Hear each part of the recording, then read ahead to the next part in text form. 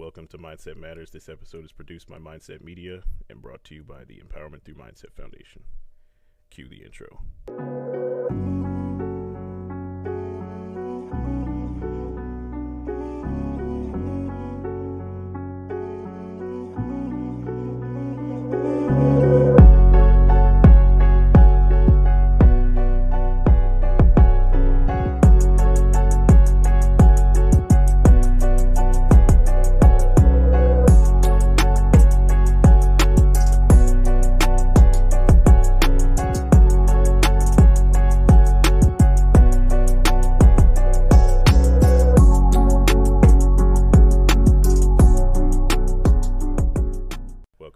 We have a special guest for today, Ernest. So thank you for joining us today, Ernest. Thank you for inviting me. Absolutely. We're glad to have you. So a little bit of information about Ernest. Ernest served as the Dallas College El Centro SGA chapter parliamentarian. He has also served as the TJC SGA Region 2 state parliamentarian. He is a nonprofit leader, a judo brown belt holder, and also a political activist. So we're excited to get into all of those things. But before we do that, I want to talk just a little bit about your childhood growing up. So tell us, what was life like for you growing up? Where are you coming from, and how does that impact who you are today? So I'm from Congo, the Democratic Republic, and I was born in Kinshasa. I grew up there in the city, the capital. So I stayed there a couple of years before to, actually move over here to pursue my degree plan, who was engineering. And now I'm here in Dallas, studying Dallas, serving as a student leader and also doing other political activities beside of my school. So first of all, how long have you been here? 4 years, 4 or 5 years now. Yes, I moved here in 2021, right after COVID. That's Okay. when I came here. What do you think about Dallas? Have you always been in Dallas or moved around Texas a little bit? Or Yeah, I always stay in Dallas. Yeah, I'm visited Texas. I visited too many cities. I've been to Austin. I've been to Houston. I've been to San Antonio. I think I've been to all of the great cities in Texas, and I really like it over here, though. yeah, I like Texas too.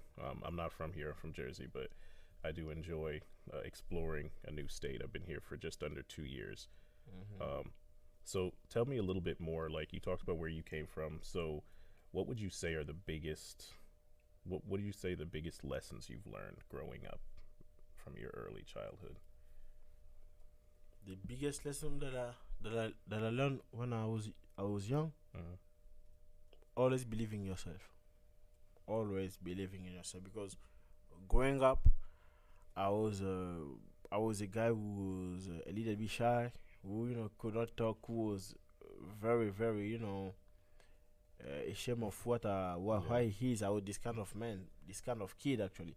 But growing up with people and my family and stuff, I kind of changed to somebody who was really confident in himself. Okay.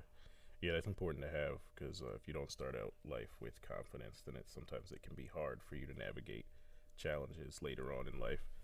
So I want to talk a little bit about your judo journey. We talked about the fact that you were a judo brown belt. So that's right before the black belt? Yeah. Okay. What made you interested in doing judo? Nothing made me interested in going to judo, actually. That was my father's decision. Because he sent me to judo. Him and his mother say he's going to send me there. They sent me there, and that was a great decision, because that really changed me. That really changed me to somebody more confident. They taught me also how to fight a little bit, how to defend yourself, and kind of learn a little bit more discipline over there. That really helped me, though. That really helped me. Yeah, I could. So that you would say that's the beginning of your belief in yourself, your confidence. That is the beginning of it, because over there, they put me in position where I had to decide for myself, where I had to defend for myself, where I have to take orders, where I have to give orders sometimes, because it's a sport, it's a art martial, so it's a martial art. We're going by belt. Belt mean actually, a level. So if somebody is level up, he says something to you, it's like in army. You actually have to, to do it. So, that really make me kind of push to be better in what I was doing, and I have more confidence in myself, because that really helped me a lot in what I'm doing right now. Man, that's awesome.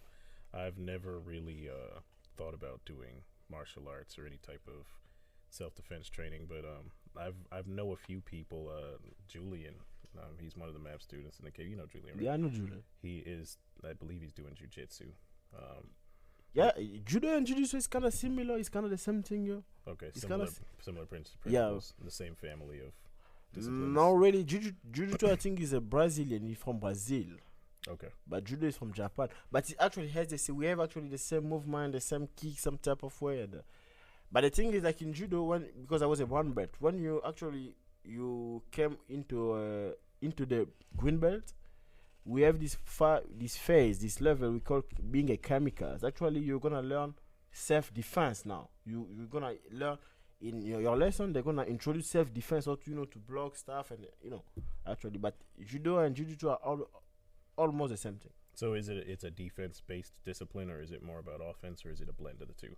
It's blended on the two, defense and offense. Gotcha. Actually, in judo, you cannot attack somebody if he doesn't attack you. So you're always responding to an You have to respond. You have to do a judo stuff. You have to wait on your opponent actually to attack you to do something. You cannot just come to him because you're gonna get cut on what you were supposed to do. But you have to wait him to attack. A judo is a respond. It's actually a response to an attack and try to defend yourself. That's interesting. Yeah. So as you approach your black belt, how has your discipline in judo influenced other areas of your life? We talked about how it improved your confidence. What else has it done for you? I think the fame in my neighborhood. Is what? The fame. The fame in my neighborhood a little bit. But except that, more seriously, when I started doing judo, I had many friends who helped me in changing my behavior actually to really look like a man. So they really helped me. I had many friends. We kind of lost with the years actually, but I really enjoyed the time I spent there with them. Yeah, that's awesome. I just think because I've read about it, so I think it's really cool knowing people who have been involved in martial arts training or any type of self-defense practice, because I read something that said it's important to be dangerous in life, right? It's important to be capable of danger, and then it takes character to decide where you aim your capacity. So like knowing that you're capable of defending yourself and others is important, especially as a man. Yeah. So I like the fact that just the ideology behind self-defense. I probably will at some point take a discipline. I'm not sure which one I would start with. Would you recommend judo to start with, or in your age? I think self-defense. What is that supposed to be? I mean, in your head, because I saw judo when I was really a young kid. Want to boost your business acumen? Be sure to check out this month's ETMF lecture. Visit the link in the description for details and registration. I will recommend to start with something like self-defense is gonna be more, Okay. into you. A good starting point, yeah. So I want to shift focus a little bit to, because you talked about political activism. We talked a little bit about that before. You've been involved in some political activism protests. So tell me about some of the protests you've been involved in and why you decided to do that. So actually, I was born in the African country, and through the past 20 years, the country was, the political instabilities make our social life a little bit difficult, more difficult than it should be. So people actually was going to protest. Actually, I had a family member who was very, very interested in politics, who was very, very active in politics. So I was sometimes taking the opportunity to go with them, because that was first of all, that was dangerous, because we are the police shooting on everybody, arresting everybody, billing everybody. So that was dangerous. So I was taking the opportunity when I was seeing my family member going. So I was taking also, I was going with them to actually protest, knowing what it was about. I started in my early young age. I go to couple. The last years that I spent in my country before to move over here, the couple protest too. I've been really, really involved in politics as a young man. So you would say accompanying your family on these protests was probably how it got started for you, just supporting them in like advocating for whatever it is they were trying to represent. I guess I'll ask you this: when did you start to decide that this was something you wanted to do on your own, like that you were gonna start doing? The politics actually Yeah. staying with my grandfather. My grandfather was, actually in politics, and I was staying with him. All of the year before I went to school. Actually, even when I was going to school, I was still living with him, staying with him. So he was telling me everything in politics. He taught me everything from the beginning to what I know today. So he taught me. I was discussing with him, staying with him, debating with him. So he actually, gave me this feeling to love politics, to actually, knowing about the history, knowing about the geography, actually listening to the news, reading the paper, the newspaper, and everything. That was came from my grandfather. So he's somebody who really taught me about that, who really introduced me to politics. So Man. staying around him really helped me. And after the years, I decided that it was something that I would do even when I get older. Okay. So, what does that look like for you? What are some of the things you did when you started getting older? Some of the issues that you were passionate about? Some issues? Yeah, some of the issues you decided to take a stand on when you started doing it on your own. The injustice. Everything that is not fair.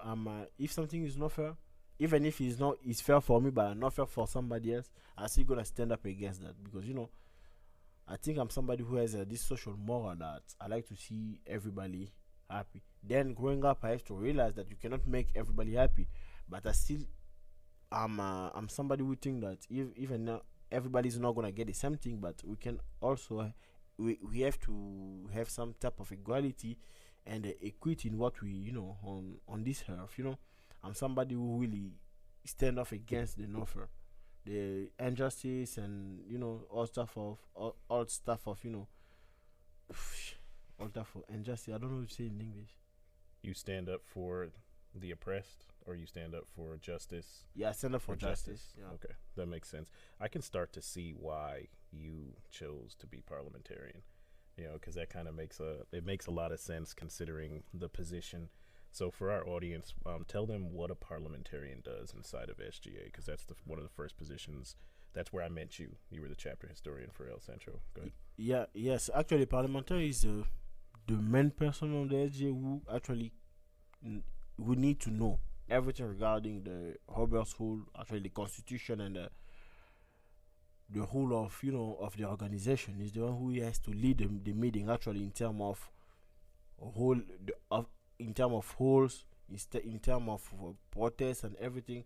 Instead of everything regarding a judicial part is on the parliamentarian. So actually somebody who is like a prosecutor who actually show people what to do in case of you have a problem. So, and this position I really like this position because it shows me, it helped me also to learn more about all things going here in America. About all the politic aspect of America. So it really helped me though. And I have an appreciation for it too, just coming from my business background, because at the heart of the parliamentary position is a commitment to policy and procedure. So you talked about the Constitution, the bylaws, the things of that nature, the rules, the Roberts rules of engagement whenever you're working with an organization. And I think that's important for life and for business to just know the rules of engagement. If they're well established and they're followed, then that can add to the beauty of what's happening. If they're deviated from, then it can create issues. So I really appreciated seeing you and your commitment to restoring order when things kind of deviated and just showing people how to do things. I remember you did a parliamentary training and you were telling us how to make motions and things of that nature. So it kind of mixes well with what I'm hearing about your personality, your confidence, your desire to represent things, to make things right. It kind of all fits with the parliamentary position. Yeah. It is. Actually, parliamentarian position means actually doing your best to make the procedure respected, applied, even when it play against you. Because actually, sometimes the same constitution, the same rules that you're protecting can play against you. But you have to have the moral actually to make it apply. Even if it plays against you, you have to make it. You have to make it respected. But what actually people are doing, they wanna make it apply for other people. When it plays against other people, when it's gonna apply for other people, and with removing the self of the equation, you have to put yourself. Even when the constitution, actually kind of shake you, move you, or play against you, trying to makes you suspended or give you some kind of restriction. You have to actually show people that the same way that I make it respected applied to you, to anybody case. I'm gonna make it apply to my case. That the kind of morality that I have being a parliamentarian. Yeah, I think that's important because it adds to the respect. I know I respected you a lot for that, because when you only apply rules to other people and then when they apply to you, you ignore them, it undermines the rules. And so people don't respect the rules of engagement. It takes away from the respect of the organization. No. So I think it's important, like you said, to be consistent. If it's going to apply to everyone, then it applies to everyone, and that includes yourself. Hey guys, make sure to subscribe to get new episodes every Monday evening. We have some great guests and valuable insights coming your way. And also, I came from a place where I know what it look like when people don't respecting the rules. Rules are there for a reason, and people should respect it. And as a parliamentarian, somebody who is like a bodyguard to the constitution and to the policies, you have to make the rules apply. You have to make it applied, respect it, even when it plays against you. Because as a position, you went to the election and stuff. An organization that has too many people, you can actually lose your place, or you can be suspended. Things can happen, but the rules are there. The rules need to be respected, and everybody need to be under it. I came from a place where I know what kind of mess came from when people don't respect the rules. So I try to do things different. Actually, I do my best to do things different, and I hope in the future I will keep going, keep moving forward, and may also getting better on what the rules actually expect.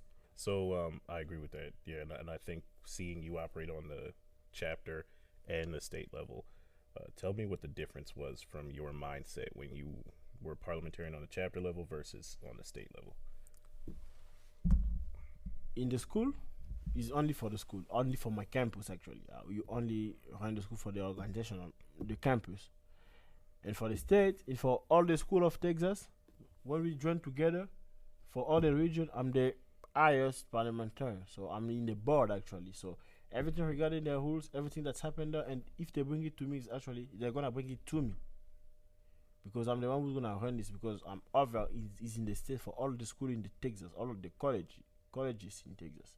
So it's the only difference. But except that, the policies stay the same. We have all the same rule. We all have the same constitution, and the amendment are made to all of it. So it's only the same thing. The only difference is like, and one I'm in the school, the second one I'm in the state. So tell me, because I know you say they bring stuff to you when things come up. Yeah. So when an issue comes before you, how do you remain impartial? Like, how do you pull yourself out and because it can be easy to get sucked into the conflict. They're going to present their side, and there's a lot of emotion sometimes in it. So what do you tell yourself when you're evaluating an issue that came before you? First of all, I try to remain calm and to ask them to stay calm, so we can actually talk like grown people. And when people talk with anger, you're not really gonna find any solution. Any good can come from anger. So they're gonna remain calm, and I'm gonna listen to one part, listen to the other part. Then I'm gonna do what the constitution or the policies ask me to do at this case of problem. Let's say we're in the school, and a student smoke marijuana, and he has to go. Actually, the policy says he has to go the process, the disciplinary process. Then they're gonna call us the representative of the student to be there. So we're gonna listen, see the proof, and the disciplinary is gonna take the decision, and they're gonna release. If I see the solution, the decision is a little more harder, we can ask them to try and review it. But if we feel like the decision are fair, it's gonna be applied. So there is nothing, no rush on anything. No, you only need to listen and do what you suggest to do. So that's why you need to know your policy, you know the constitution and the Robert's rule.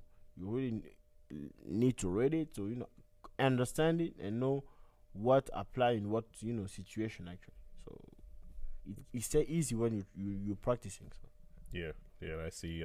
Just reason I ask that question is because I see that happen a lot in my career in business. There have been issues that come up, and there's always a policy, there's always a procedure, and there's always emotion behind the reasons why a person feels like they can not follow them or feels like they have a problem with them. And so I love the fact that you brought up first staying calm, and then second just listening intently to both sides. And then, like you said, you got to know your homework. You got to do your homework and know what the rules say, so that you can direct them properly.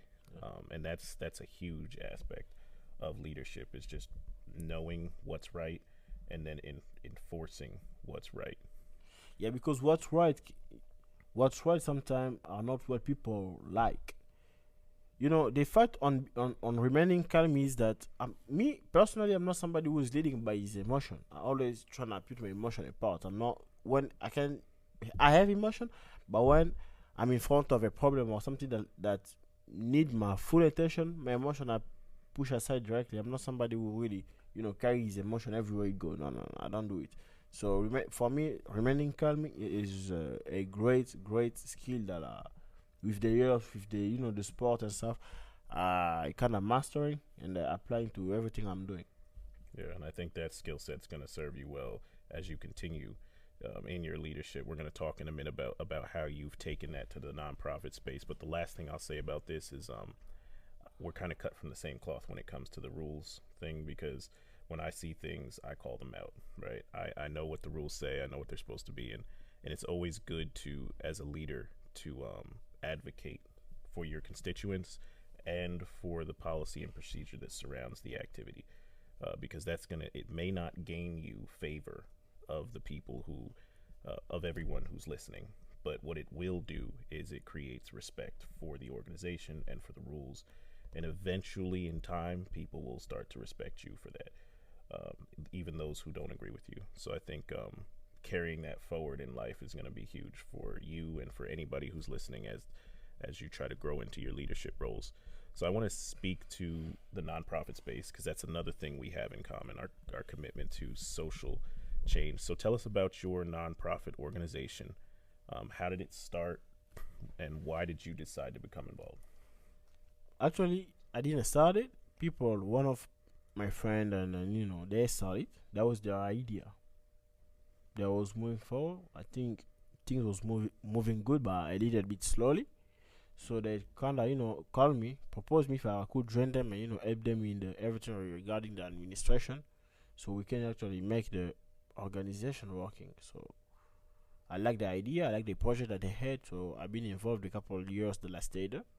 Then when I got my paperwork done to move over here, I kind of step out a little bit, let them keep going. But I really like the fact that I was involved to an organization who help people, who set itself a goal to advocating for others, to care about others. That really is something that got to my heart as a Christian, as a man, and coming from a place where safety is a very problem, is a very great issue. I know what it feels like having support from others. So I really like the idea. That's the reason when I joined. Yeah. Okay. Yeah, and you know what I like about that, because there's a place for passion in nonprofit work, because the passion comes from understanding. So you understand what it's like for people to go through situations and not have support, guidance, information, or help. And so you're reaching back to provide that.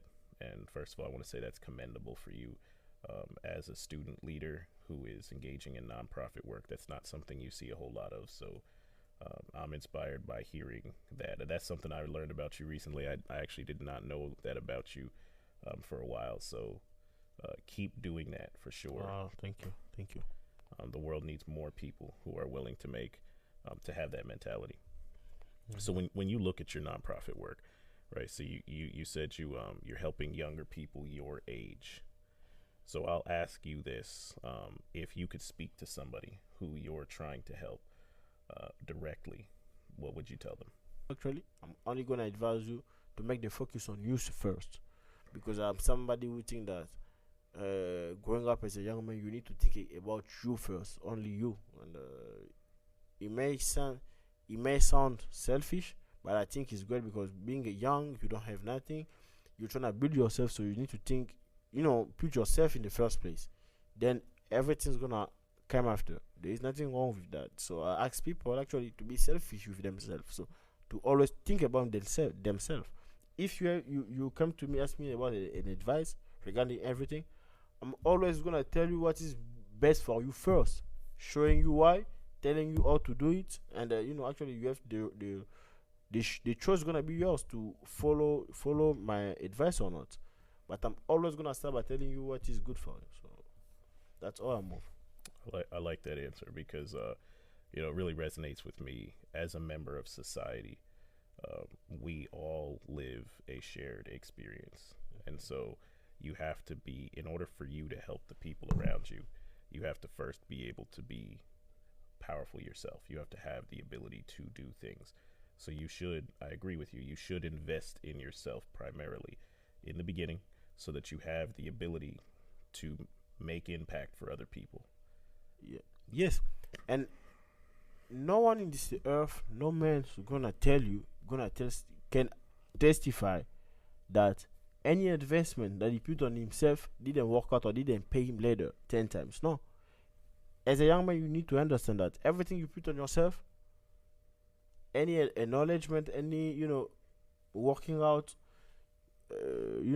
finances and everything that you're doing, you're investing on yourself, it's still gonna pay you. Whatever is still gonna pay you. So I actually advise people to think about themselves, because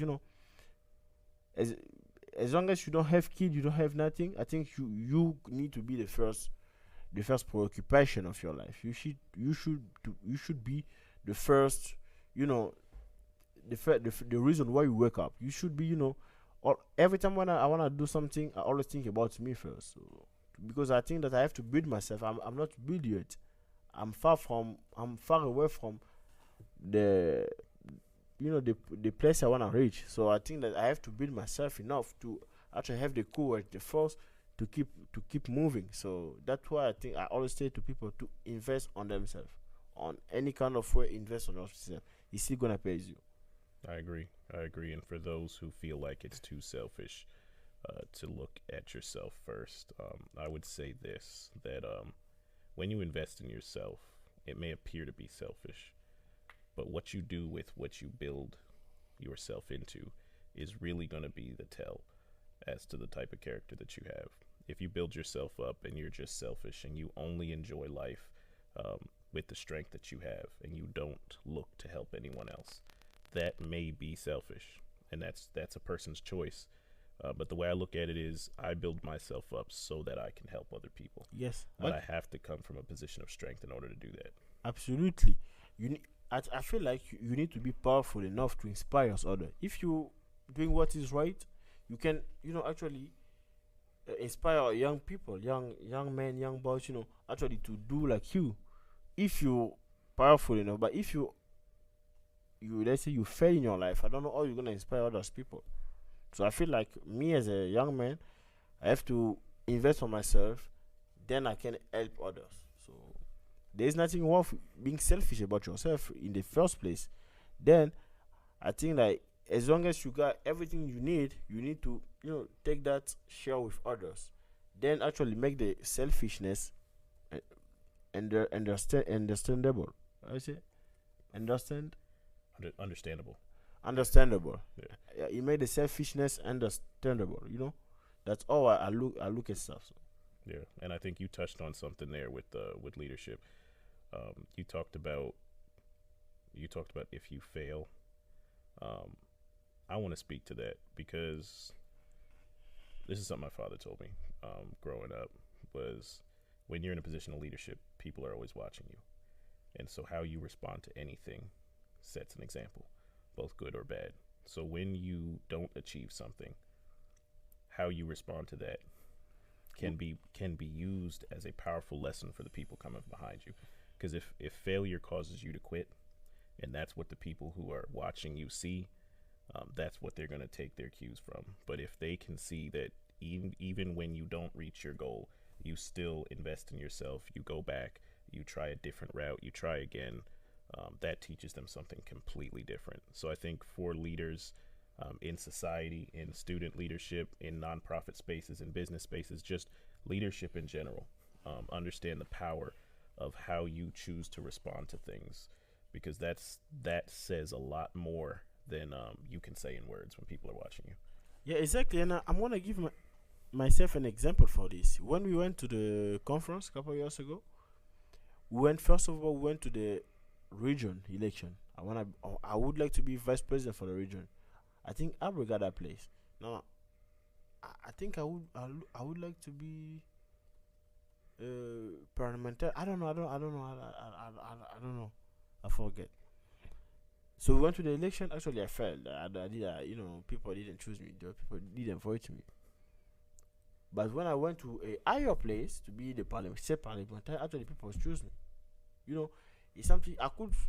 And at this time I was, I was new and I didn't really know all things moving. Right.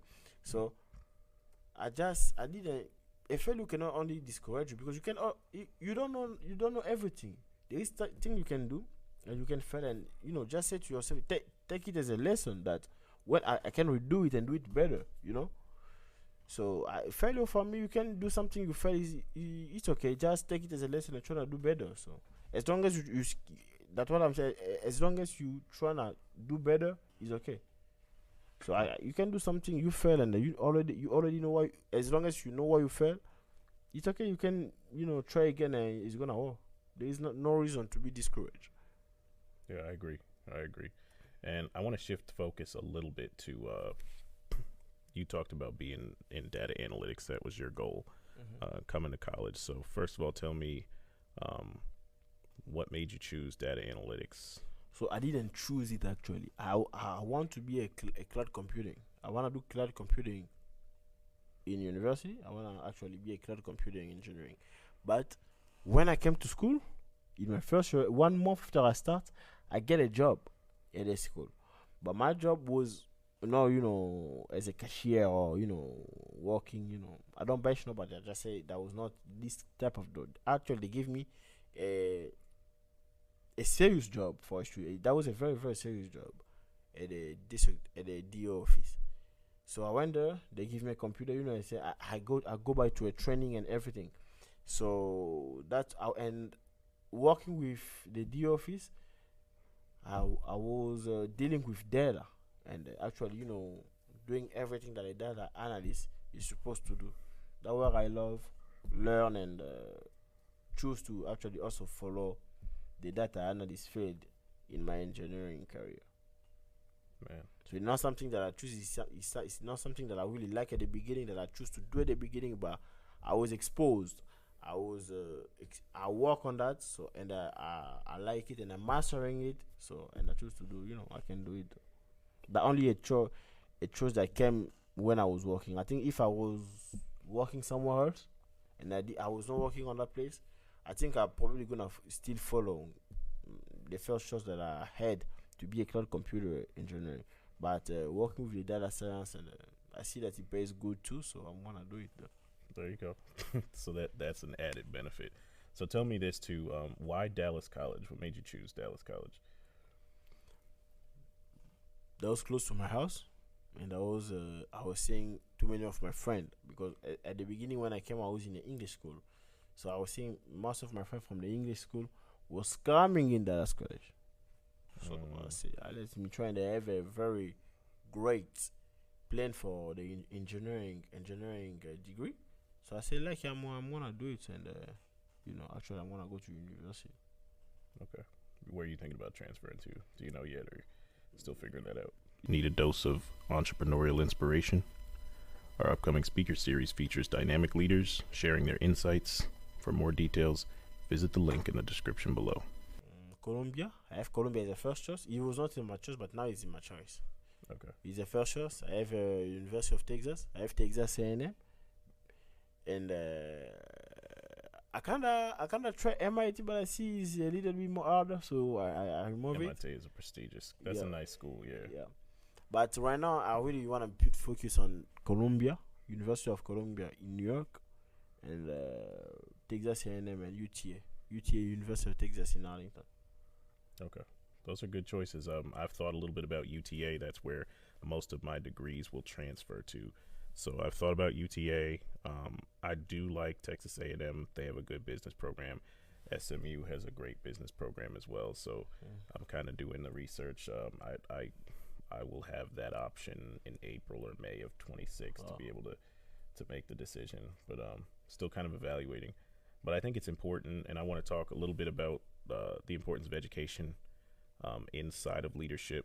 So for you, how did your education help you in the different things you were doing? We talked about your leadership in TJC, SGA.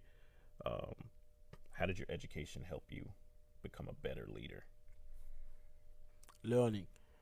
Actually, when you gain more a knowledge on everything you're doing, I think it gives you more confidence on actually talk to people. I know for a fact I'm not gonna be a basketball player. I'm not gonna be an NFL player. I'm not gonna be an NHL player. I'm not gonna be any type of soccer player or making millions and stuff. I'm not gonna be. So the only way for me to make it in life is to go by school. So it's a choice. So most of people, when they try to do an NBA player, that work for them. But I know it's for a fact right now it's not gonna work for me because I don't have this energy waking up, going to a training, and I'm not gonna do that. So I choose to go to school, and I really like it, and actually I like what I'm doing because I feel like in my head I make a plan to work for 4 years. I'm in my 20s right now. I feel like I'm not gonna be the type of guy who's gonna wake up every day while 40 years and going to do a job that I don't like. No, I wanna go do a job that I like, actually be on the business that I like, that I understand, that I feel like I can do until I'm 70. So that the type of mentality that I have, because I don't wanna have a regret. Let us say, I don't like it. No, I don't always do things for money. I think I put my passion first, then the money follow along. But my education is something that I really take serious because I know that where I'm gonna make it in life. I know for a fact the NBA is not gonna work for me. Yeah, I wish I could do it, but yeah, me too.